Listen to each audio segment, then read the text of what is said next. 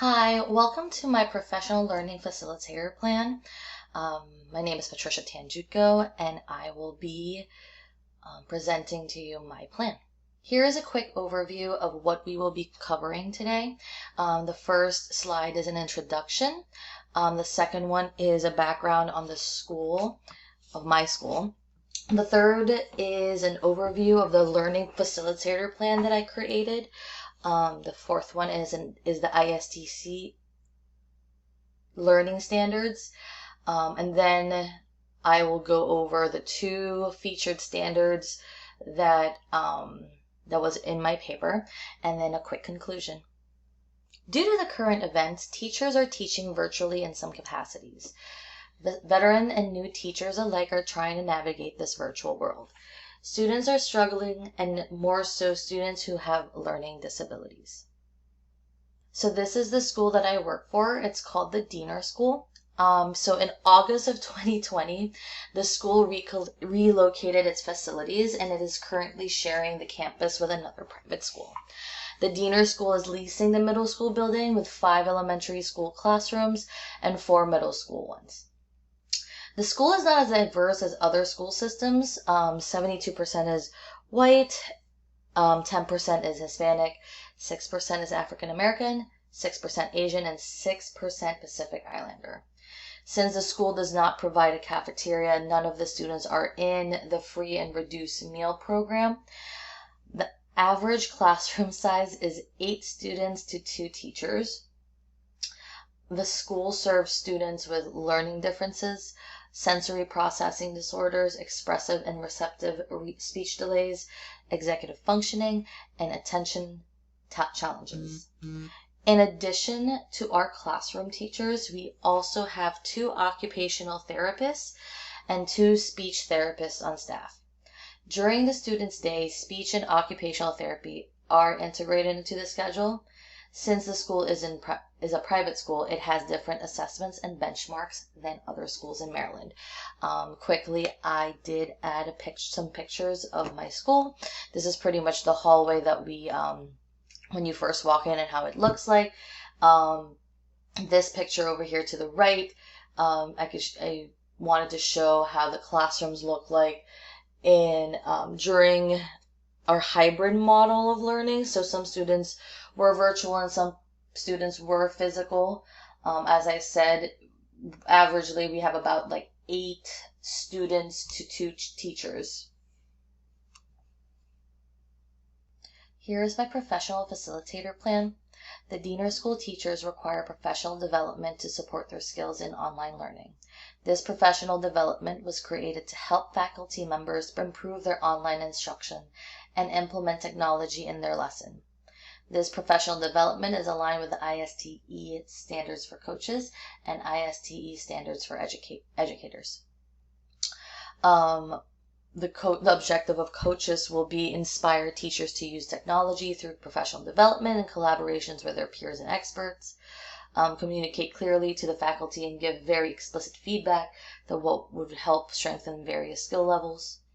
Understand the learner's needs and evaluate and give the best feedback to the teachers.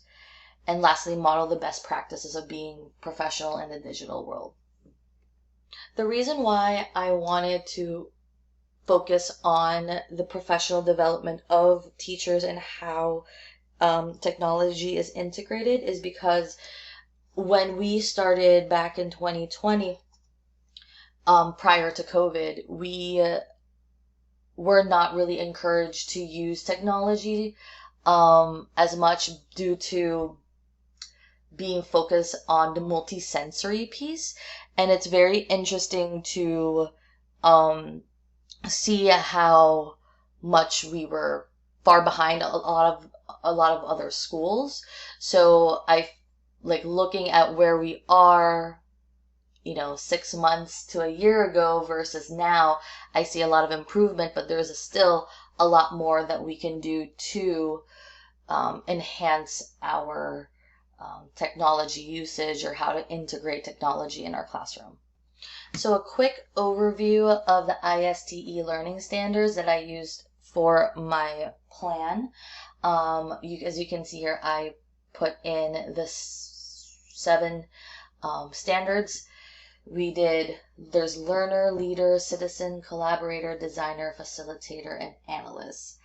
As you can see, I did add some arrows, and it's because these were the four standards that I used or featured in my paper, which was learner, which is the educators continually improve their practices by learning from and with others and exploring proven and promising practices that leverage technology to improve student learning. Collaborator, where we focus on dedicating time to collaborate with both colleagues and students to improve practice, discover and share resources and ideas, and solve problems. Designer, where educators design authentic, learner-driven activities and environments that recognize and accommodate learner variability. And lastly, I focus on analyst, and educators understand the use of data to drive their instruction and support students in achieving their learning goals.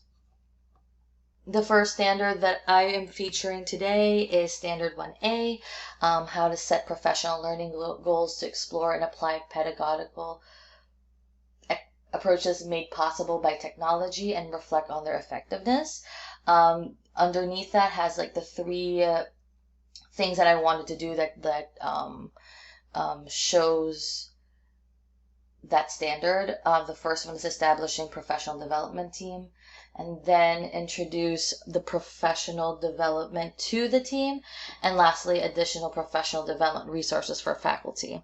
Going back real quick, what I mean by introduce the professional development to the team is that in our school we don't have a group of people or a tech team that would be able to present this professional development to their peers. The next standard would be Standard 4A, which is dedicate planning time to collaborate with colleagues to create authentic learning experiences that leverage technology. So as I said, these are the 3 things that I added on to my project plan.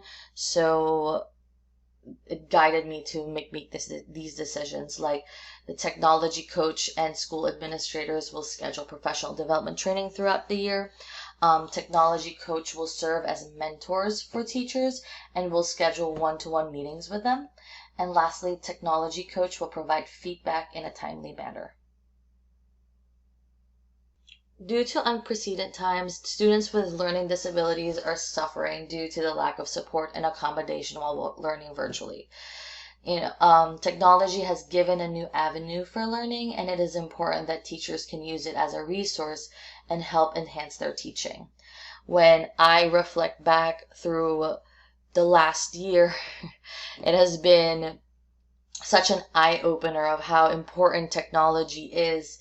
And even though that we are a multi-sensory school, there is a part that, when our students move forward, they will need to learn how to use technology. And it's very imperative to, their success as students moving forward from Diener. And one thing that I did realize, and more so has changed my opinion on things, is that we are able to implement technology in a much more effective way, and it was not really more of a detriment or a distraction for our students, but more so it can be a resource or aid to enhance our teaching and really enhance their learning. Thank you so much for listening. I hope you enjoyed my presentation. Have a great night.